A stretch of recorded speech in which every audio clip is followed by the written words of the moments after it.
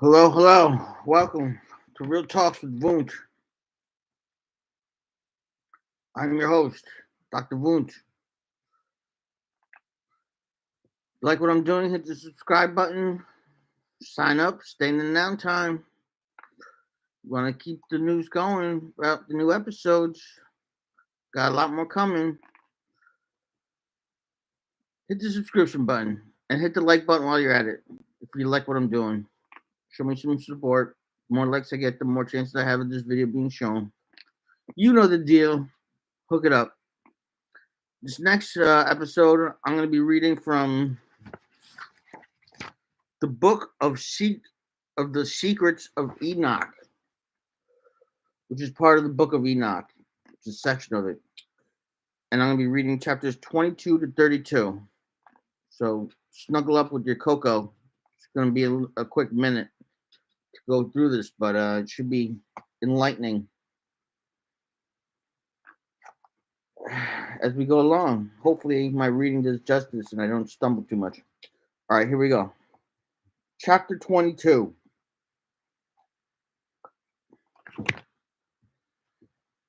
On the 10th heaven, which is called Avroth, I saw the appearance of the Lord's face, like iron made to glow in fire, and brought out, emitting sparks, and it burns. Thus, in a moment of eternity, I saw the Lord's face, but the Lord's face was ineffable, marvelous, and very awful, and very, very terrible. And who am I to tell the Lord's unspeakable being, and of his wonderful face? And I cannot tell the quantity of his many instructions and various voices. And the Lord's throne is very great and not made with hands, nor the quality of those standing round him. Troop the cherubim and the seraphim, not their incessant singing, nor his immutable beauty. And who shall tell of its ineffable greatness of his glory? And I fell prone and bowed down to the Lord, and the Lord with his lips said to me, Have courage, Enoch, do not fear, arise and stand before my face into eternity. Woo! Let me just stop it right there. Did you hear that, what they said? I gotta repeat what the Lord just said, and then I'll continue, but I have to repeat this again because it's just so deep, This is so deep, mind-bending. And I fell prone and bowed down to the Lord, and the Lord with his lips said to me, Have courage, Enoch. Do not fear. Arise and stand before my face in eternity. And the orchestrate Michael lifted me up and led me before the Lord's face. And the Lord said to his servants, tempting them, Let Enoch stand before my face into eternity. And the glorious ones bowed down to the Lord. And he said, Let Enoch go according to your word. And the Lord said to Michael, Go and take Enoch from out of his earthly garments, and anoint him with my sweet ointment, and put him into my garments of my glory. And Michael did thus, and the Lord told him, He anointed me and dressed me, and the appearance of that anointment is more than the great light, and its ointment is like a sweet dew, and it smelled mild, shining like the sun's rays. And I looked at myself, and I was like transfigured, one of his glorious ones. And the Lord summoned one of his archangels, named by Pravil, whose knowledge was quicker in wisdom than the other archangels, who wrote all the deeds of the Lord. And the Lord said to Pravil, Bring out the books from the storehouses and a reed of quick writing, and give to Enoch and deliver to him the choice of comforting books out of your hand. He took Enoch up. The Lord did so much for Enoch. Chapter 23.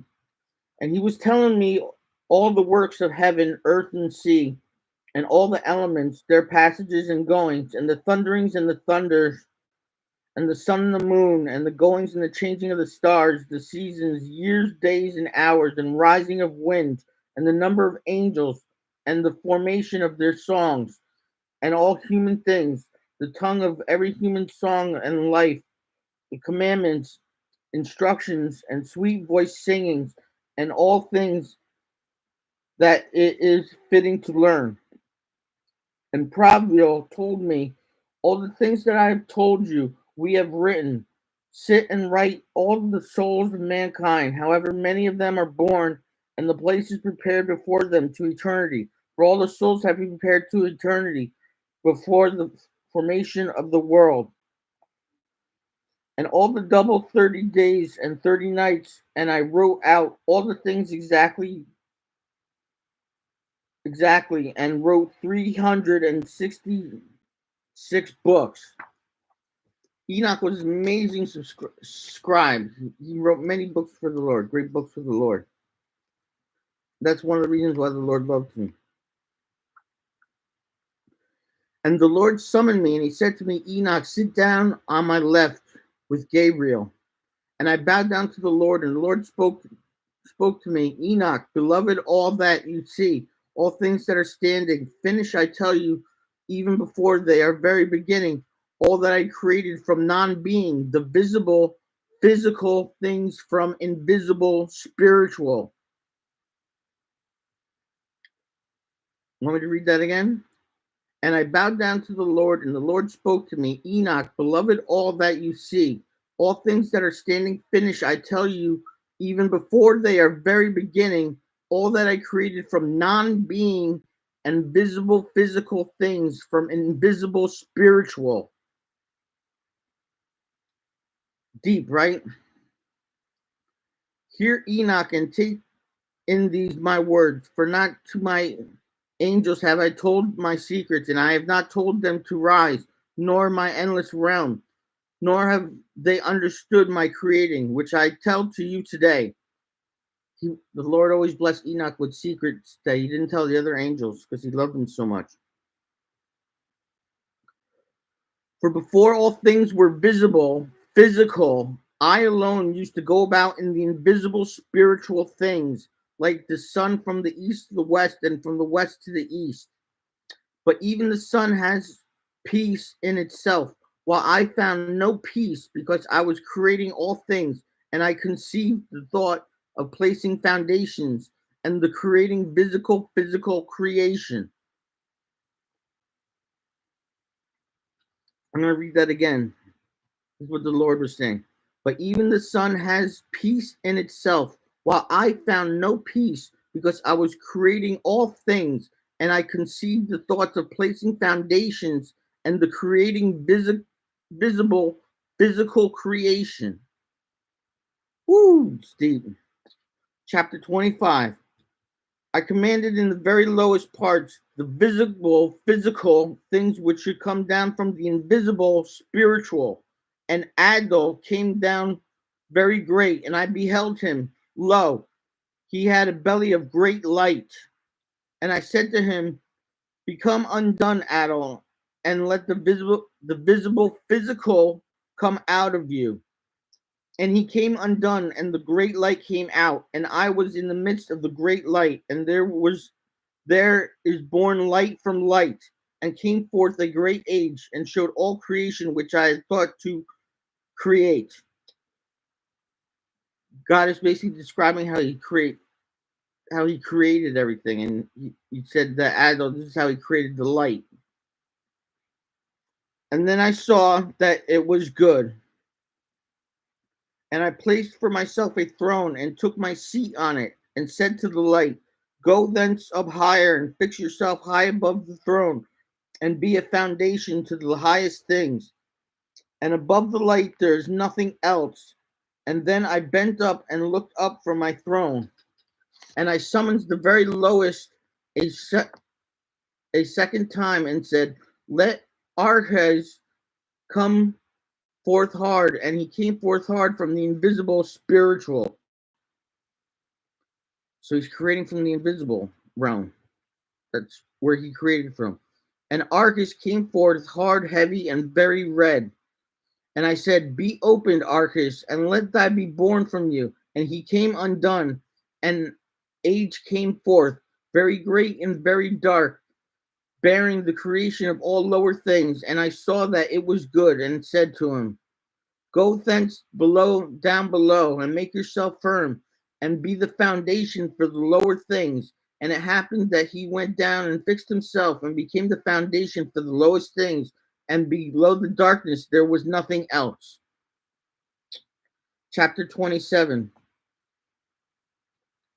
And I commanded that there should be taken from light and darkness, and I said, be thick, and it became thus, and I spread it with the light, and it became water, and I spread it out over the darkness below the light, and then I made firm the waters, that is to say, the bottomless, and I made foundation of light around the water, and created 7 circles from inside, and imagined the water like crystal wet and dry, that is to say, like glass, and the circumcision of the waters and the other elements, and I showed each one of them its road, and the 7 stars, each of them in its heaven, and they go thus, and I saw that it was good. And I separated between light and between darkness, that there is to say in the midst of water hither and thither. I said to the light that it should be the day, and that the darkness it should be the night. And there was evening, and there was morning the first day. This is how he's creating the world.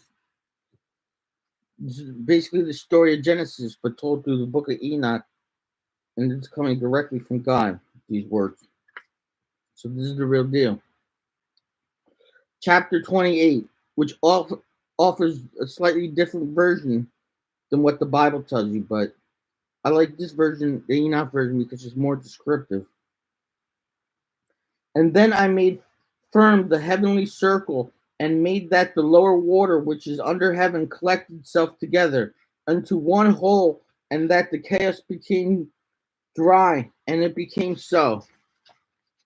Out of the waters I created rock hard and big, and from the rock I piled up the dry, and the dry I called earth, and in the midst of the earth I called the abyss, that is to say, the bottomless. I collected the sea in one place and bound it together with a yoke. And I said to the sea, behold, I give to you your eternal limits, and you shall not break loose from your components parts. Thus I made fast the firmament, and this day I called me the first created, Sunday. This was Sunday. Chapter 29.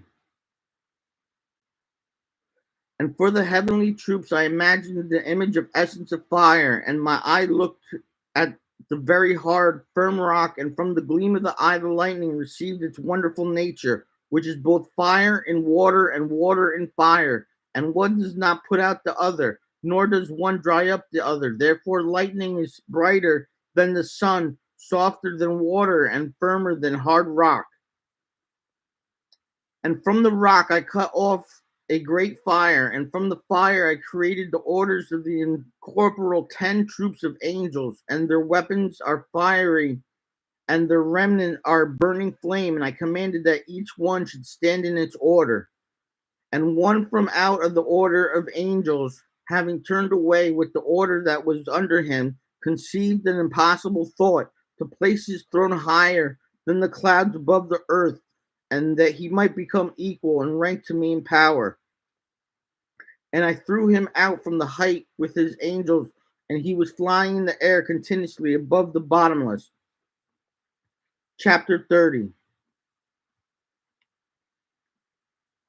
On the 3rd day I commanded the earth to make grow great and fruitful trees and hills and seed to sow, and I planted paradise and enclosed it, and placed as armed guardians flaming angels, and thus I created renewal. Then came evening, and came morning the 4th day, Wednesday. On the 4th day I commanded that there should be great lights on the heavenly circles. On the first upmost circle I placed the stars, Chrono, and on the second Aphrodite, and on the third Iris, and on the fifth Zoes, and on the sixth Hermes, and on the seventh lesser moon, and adorned it with the lesser stars. And on the lower I placed the sun for the illumination of day, and the moon and stars for the illumination of night. the sun that it should go according to each constellation, 12. And I appointed the succession of the moon and their names and lives, their thunderings and their hour makings, markings, how they should succeed. Then evening came, the morning came the fifth day, Thursday. On the fifth day I commanded the sea that it should bring forth fishes and feathered birds in many varieties, and all animals creepeth over earth, going forth over the earth on four legs, and soaring in the air, male sex and female, and every soul breathing in the spirit of life. Nothing exists without the breath of life from God, without the breath of God. They all have a spirit. We have a spirit. Every breath we take is a gift from God because it's His spirit that's within us. And there came evening, and there came the morning, the sixth day, Friday. On the sixth day, I commanded my wisdom to create man from seven constancies. One, his flesh from the earth. Two, his blood from the dew. Three, his eyes from the sun. Four, his bones from stone. Five, his intelligence from the swiftness of angels and from cloud. Six, his veins and his hair from the grass of the earth. Seven, his soul from my breath and from the wind. Once again, from his breath. I want to repeat this Friday once again because this is important to me because this is how he created man and why he created man. Friday, on the sixth day, I commanded my wisdom to create man from seven consonants. One, his flesh from the earth. Two, his blood from the dew. Three, his eyes from the sun. Four, his bones from the stone. Five, his intelligence from the swiftness of angels and from cloud. Six, his veins and his hair from the grass of the earth. Seven, his soul from my breath and from the wind. He put wind in our breath. God gave us the breath of life. And I gave him seven natures, to the flesh hearing, and the eyes for sight, to the soul smell, the veins for touch, the blood for taste, the bones for endurance, to intelligence, sweetness, enjoyment. I conceived a cunning saying to say, I created man from invisible spiritual and from visible physical nature. Of both are his death and life and image. He knows speech like some created things, small in greatness and again great in smallness. And I placed him on earth, a second angel, honorable, great, and glorious. And I appointed him as ruler to rule the earth and to have my wisdom. And there was none like him of earth, of all my existing creatures. I'm going to read that again. That's important. I conceived a cunning saying to say, I created man from the invisible spiritual and from visible physical nature. Of both are his death and life and image. He knows speech like some created things, small in greatness and again great in smallness. And I placed him on earth, a second angel, honorable, great, and glorious. And I appointed him as ruler to rule on earth and to have my wisdom. And there was none like him on earth, all my existing creatures. See that? A second angel.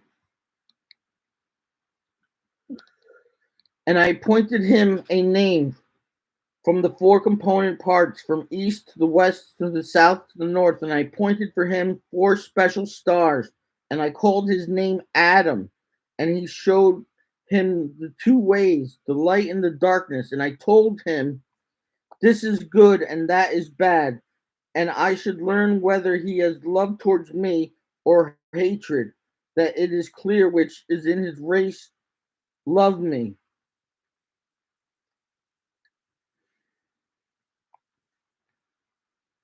For I've seen his nature, but he has not seen his own nature. Therefore, through not seeing, he will sin worse. And I said, after sin, what is there but death? So he already knew man was put sinful nature within Adam. And he already knew what he was capable of doing, what mankind was capable of doing. And I put sleep into him, and he fell asleep. And I took for him a rib and created him a wife that should come to him by his wife. And I took his last word and called her name Mother, that is to say, Eve. Chapter 31. Adam has life on earth, and I created a Garden of Eden in the east, that he should observe the testament and keep the commandment. I made the heavens open to him, and he should see the angels singing the song of victory and the gloomless light. And he was continuously in paradise, and the devil understood that I wanted to create another world, because Adam was Lord of the earth to rule and control it. I'm going to say that again. And he was continually in paradise, and the devil understood that I wanted to create another world, because Adam was Lord on earth to rule and control it. Adam was supposed to control earth. The devil is an evil spirit of lower places. As a figurative, he is made Santana from the heavens, as his name was Satan. Thus he became different from the angels, but his nature did not change, his intelligence as far as his understanding of righteous and sinful things. I'm going to repeat that. The devil is an evil spirit of lower places. As a figurative, he made Satana from the heavens, and from his name was Satan. Thus he became different from the angels, but his nature did not change, his intelligence as far as his understanding for righteous and sinful things. So he came from the lower places. That's where the devil came from. He came from the lower places. And he had knowledge of intelligence, and he had knowledge of sinful things. He understood his condemnation and the sin which he had sinned before. Therefore he conceived thought against Adam, in such that he entered and subdued Eve, but did not touch Adam. But I cursed ignorance, but what I had blessed previously, those I did not curse. I cursed not man, nor the earth, nor the creatures, but man's evil fruit and his works. Chapter 32. I said to him, Earth you are, and in the earth whence I took you thou shalt go, and I will not ruin you, but send you whence I took you. Then I can again receive you at my second presence. And I blessed all my creatures, visible, physical, and invisible, spiritual, and Adam was 5.5 hours in paradise. And I blessed the seventh day, which is the Sabbath, on which he rested from all his works. And I appointed the eighth day also, so that the eighth day should be the first created after my work, and that the first seven resolve in the form of the 7,000, and that at the beginning of the 8,000 there should be a time of dawn counting endless, and neither years nor months nor weeks nor days or hours.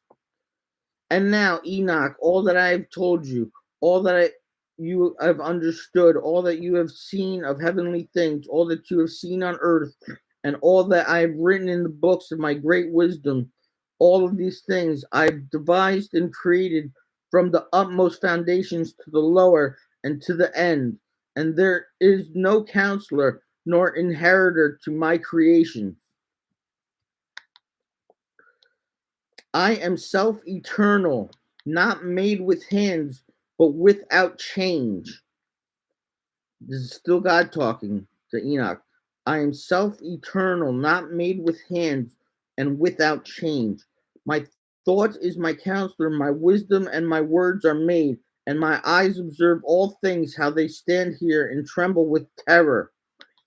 If I turn away my face, then all things will be destroyed. God sees everything. And without his presence, without his vision, we're all pointless and we won't even exist. We'll all be destroyed. God is everywhere. And apply your mind, Enoch, and know him who is speaking to you, and take thence the book which you of yourself have written. And I give you Samuel and Ragal, who led you up, and the books, and go down to lower heaven, up to my throne, and all through the troops. For I have created all forces, and there is none that resists me, or that does not subject himself to me. For all subject themselves to my monarchy, and labor for my sole rule. Give them the books and the handwritings, and they will read them, and they will know me for the creator of all things, and will understand how there is no other God but me. Amen. And let them distribute the books of your handwritten children to children, generation to generation, nations to nation. And I'll give you Enoch, my intercessor, the arch,